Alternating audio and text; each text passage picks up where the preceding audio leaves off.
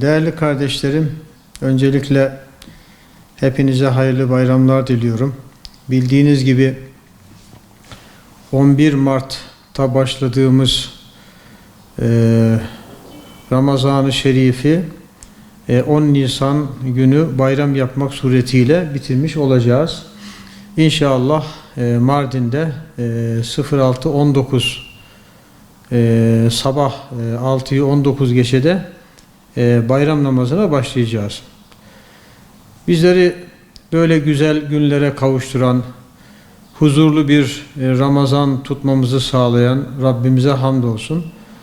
Bizlere ibadetlerimizi öğreten, namazımızı nasıl kılacağımızı, orucumuzu nasıl tutacağımızı yaşayışıyla, sünnetleriyle gösteren Peygamberimiz sallallahu aleyhi ve selleme salatu selam olsun.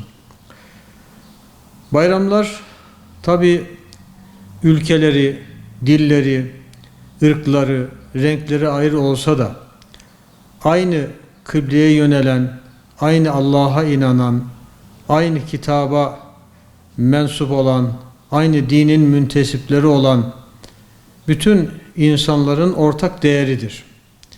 İnşallah bu sene idrak edeceğimiz bayram da bizim birliğimizin, beraberliğimizin, İslam ümmeti olarak kardeşliğimizin pekişmesine vesile olur diye dua ediyoruz. Tabi Ramazan olduğu gibi bayramlar da yine iyiliklerimizin arttığı, yardımlaşma ve dayanışmamızın arttığı bir ay ve bir gün olmalı. Bizler bu günlerde ihtiyaç sahiplerinin ihtiyaçlarını görmeliyiz.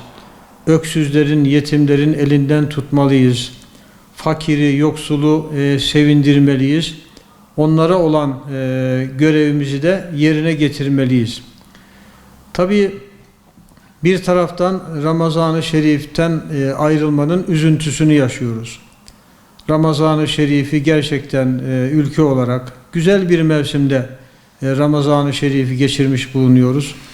Ve güzel bir mevsimde de bayrama girmek üzereyiz. Rabbim böyle daha nice güzel Ramazanlar geçirmeyi, güzel bayramlara ermeyi hepimize nasip eylesin. Tabii Ramazan'dan ayrılmanın üzüntüsünü yaşarken bayrama kavuşmanın da sevincini yaşıyoruz. Tabii biz ülke olarak bayrama erişmenin sevincini yaşarken, tabii ki bizim ciğerimizin bir parçası olan Kudüs'te, Filistin'de kardeşlerimiz maalesef silah sesleri altında, savaş içerisinde bayramı idrak ediyorlar. Bizim ümmet olarak, İslam ümmeti olarak daha güzel bayramlara ermemiz için Filistin'deki kardeşlerimizin de bu sıkıntılarının giderilmesi, onların da huzurlu ve mutlu bayram yapmaları önemlidir. Tabii biz bayrama girerken Filistin'de, Kudüs'te, Gazze'de gerçekten büyük sıkıntı içerisinde olan kardeşlerimizin de bu sıkıntılardan kurtulmaları için dua edeceğiz. Onlara maddi manevi her türlü desteğimizi göstereceğiz. Bu bayramda inşallah başta annemiz, babamız, yakınlarımız, akrabalarımız olmak üzere herkesi ziyaret edelim. İhtiyaç sahiplerinin ihtiyaçlarını görelim. Annemizin, babamızın ellerini öpelim. Büyüklerimize saygı gösterelim. Küçüklerimizi sevindirelim. Peygamber Efendimiz sallallahu aleyhi ve sellem bayram günü tabi ilk iş olarak bayram namazına giderken herkese selam verirdi. Tekbir getirirdi. Bizim bugün yapacağımız ilk iş bayram namazını kılmaktır der ve herkesin bayram namazına gelmesini arzu ederdi.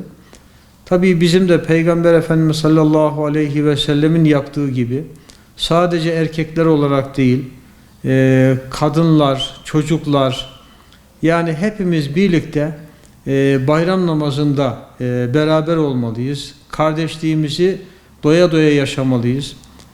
Yine Peygamber Efendimiz sallallahu aleyhi ve sellem bir bayram günü, bayram sabahı sokakta dolaşırken çocukların parkta oynadıklarını görür ve buna çok sevinir. Ama orada oynamayan, sevinmeyen bir çocuk vardır.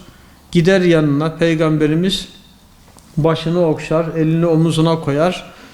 Sorar, sen niye arkadaşlarınla oynamıyorsun diye. O da şu cevabı verir. Benim babam şehit oldu. Annem yok. Yiyecek ekmeğim, giyecek elbisem yok. Ben nasıl sevineyim der. Peygamber Efendimiz sallallahu aleyhi ve sellem o ihtiyaç sahibi çocuğu alır, evine götürür.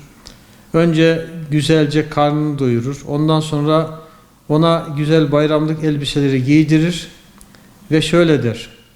Bundan sonra baban Hazreti Muhammed, annen de Hazreti Aişe'dir der.